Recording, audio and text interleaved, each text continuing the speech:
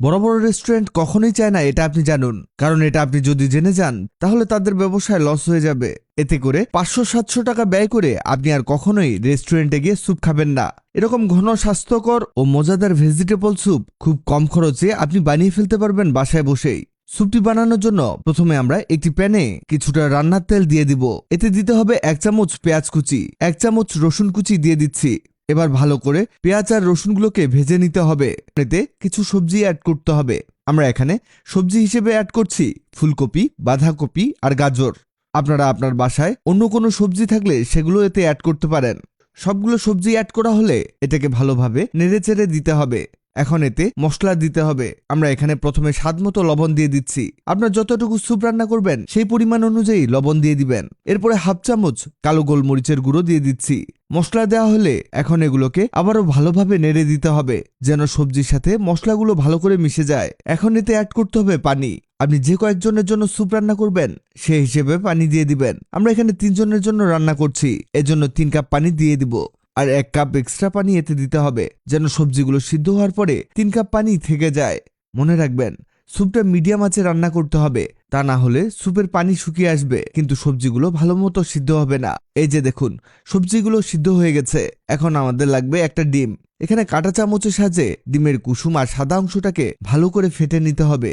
এখন স্যুপের মধ্যে ডিমটাকে অ্যাড করছি, তবে খেয়াল রাখবেন একেবারে সম্পূর্ণ ডিম স্যুপের মধ্যে অ্যাড করা যাবে না। আস্তে আস্তে এবং অল্প অল্প করে ডিমটা স্যুপের মধ্যে দিয়ে দিতে হবে আর ভালোভাবে চামচ দিয়ে নেড়ে দিতে হবে। তা না হলে ডিমটা ভালোভাবে গরম স্যুপের সাথে মিশবে না, বড় বড় দলা পেকে যেতে পারে। কয়েক সেকেন্ড পর স্যুপটা ফুটতে শুরু করলে এতে দিতে হবে কিছু সয়া সস।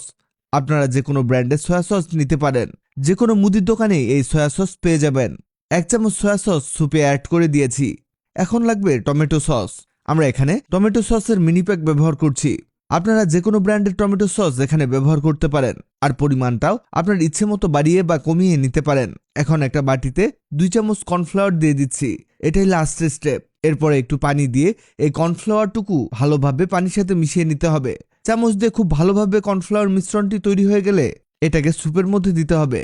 তবে 2 ধাপে এই মিশ্রণটিকে স্যুপে অ্যাড করতে হবে। এই সময় চামচ দিয়ে অনবরত স্যুপটাকে নাড়তে হবে, তা না হলে কর্নফ্লাওয়ার স্যুপের মধ্যে গিয়ে ভালোভাবে মিশে যাবে না এবং দলা পেকে যাবে। আর মনে রাখবেন, এতে করে এর টেস্ট নষ্ট হয়ে যেতে পারে। কর্নফ্লাওয়ারের মিশ্রণ দেওয়ার পর আরও কিছুক্ষণ চামচ দিয়ে নেড়ে দিতে হবে। এটা হতে হতে আপনাদের জানিয়ে দেই, আগের ভিডিওতে কমেন্ট করেছেন কলকাতা থেকে আয়েশা, ঢাকা থেকে আলিয়ারিয়ানা, চাঁদপুর থেকে অর্ক ভৌমিক। আপনারা যারা কমেন্ট করেছেন আপনাদের ধন্যবাদ। এই যে দেখুন, স্যুপটা ফুটতে শুরু করেছে। দেখেই বোঝা যাচ্ছে সবজিগুলো ভালো মতো সিদ্ধ হয়ে গেছে আর স্যুপের থিকনেসও একদম পারফেক্ট হয়েছে। এখন এতে দিয়ে দিচ্ছি কিছুটা কাঁচামরিচ কুচি। আপনি স্যুপটাকে বেশি ঝাল করতে চাইলে আরো বেশি কাঁচামরিচ এতে দিতে পারেন। আমাদের স্যুপ এখন হয়ে গেছে। নামানোর আগের মুহূর্তে দিয়ে দিচ্ছি লেবুর রস। লেবুর রস স্যুপের ফ্লেভারটা আরো বেশি বাড়িয়ে দিবে।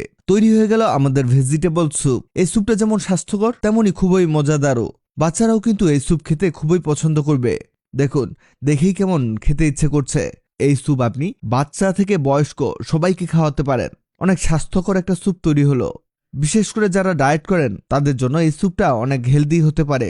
দেখলেন তো কত সহজে কত উপকারী একটা স্যুপ তৈরি করে দেখালাম।